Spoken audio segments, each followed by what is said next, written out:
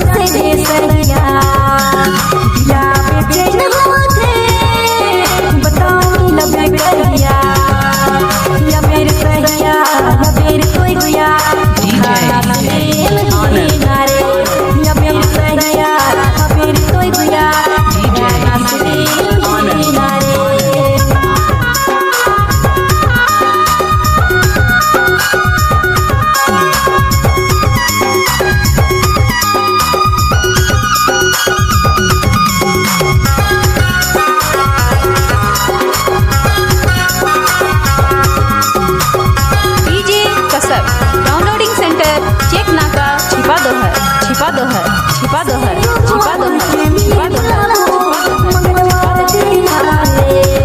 DJ Ajay मिश्राज महल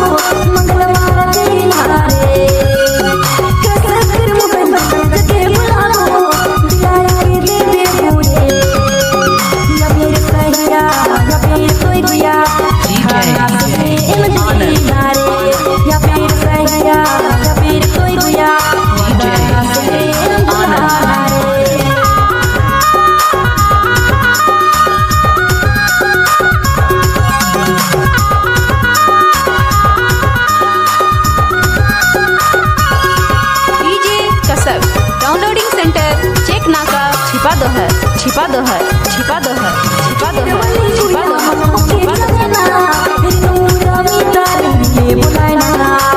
DJ Ajay मिश्राज महल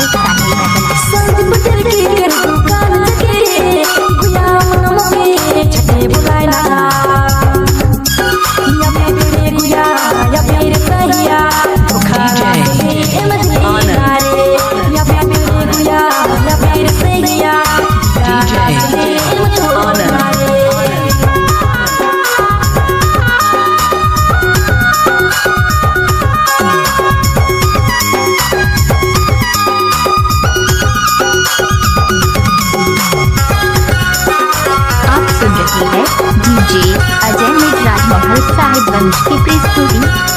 DJ कसक downloading centre check नाका छिपा दो है छिपा दो है छिपा दो है छिपा दो है छिपा दो है।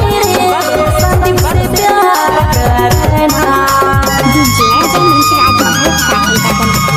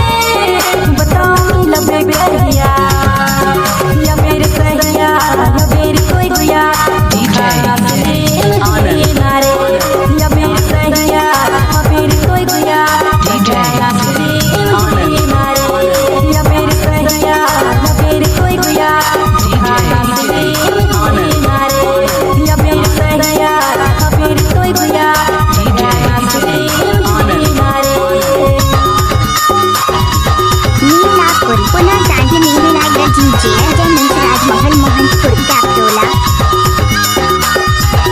www.झारखंड